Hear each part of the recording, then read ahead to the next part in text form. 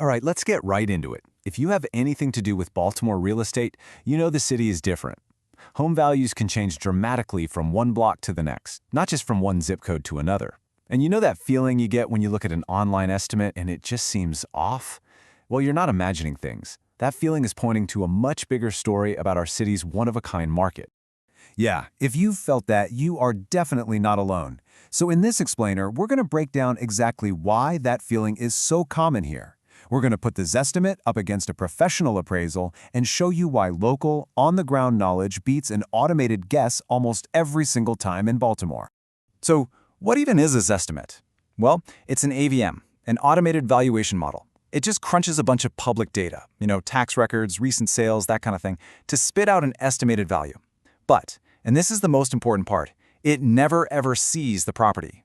It has no clue about the real condition of your roof, and it definitely doesn't get the vibe of your specific block. Now let's put that side by side with a real appraisal. A Zestimate's method, it's all algorithms, looking at broad zip code level data. An appraisal, on the other hand, means someone is coming out for an on-site inspection and doing a hyperlocal block-by-block analysis. So here's the bottom line. A Zestimate is an estimate from data, but an appraisal is a valuation based on verified, physical facts. So what does that in-person check actually look like? Well, an appraiser is physically walking through the home. They're verifying the square footage, they're inspecting all the big-ticket items, the roof, the HVAC system, the state of the plumbing and electrical, they're looking at the layout, and, so important for Baltimore, the parking situation. It's all about verification, not automation. And this really gets to the heart of why algorithms just don't work well in Baltimore. See, this isn't one single housing market. It's a patchwork of hundreds of little micro-markets. A house in Federal Hill is not going to price the same as one just a few blocks over in Riverside. The value east of Patterson Park is a totally different world from the value south of it. An algorithm just can't see that level of detail. I mean, just take Hampton. Being close to a cool spot like the Avenue can seriously boost a home's value.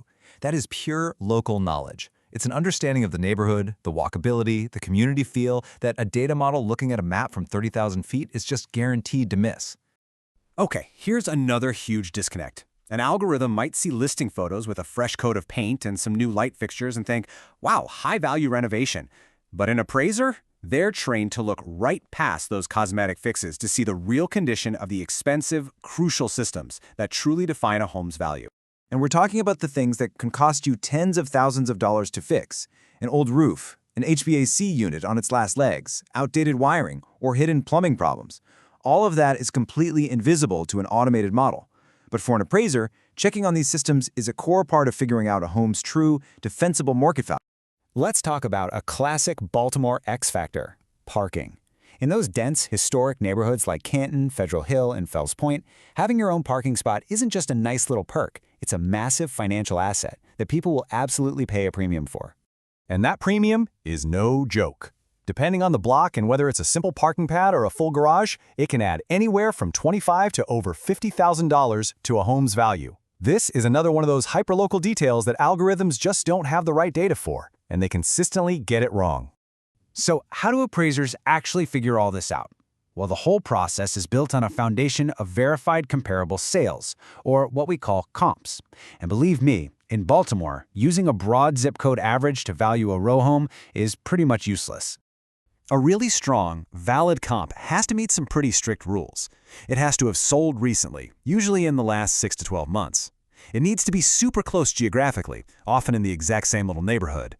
And it has to be genuinely similar in size, style, age, and condition. This takes careful, hands-on selection, not just a simple data poll.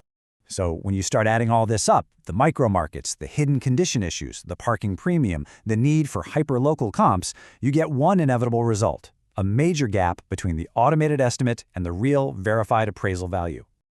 Here in Baltimore, it's pretty common to see that gap fall somewhere between $20,000 and well over $40,000. And that's not just some abstract number. It has real-world impact for buyers trying to get a loan, for sellers pricing their home right, and for investors trying to figure out their potential return. Which, of course, leads to a really practical question. With these two very different tools out there, when is the right time to use each one? The guidance here is actually super clear. Just think of a Zestimate as a tool for your early-stage curiosity. It's great for getting a quick, rough ballpark idea.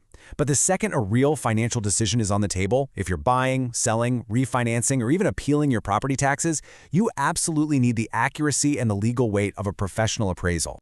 So if there's one single idea to take away from all this, it's this one right here. In a complex, block-by-block city like Baltimore, verification will always beat automation. Algorithms are great for estimating from a distance, but appraisers are essential for verifying value on the ground, where it actually counts. Because in a city as unique as ours, local expertise isn't just a nice-to-have. It's the only way to find the true value that an algorithm just can't see.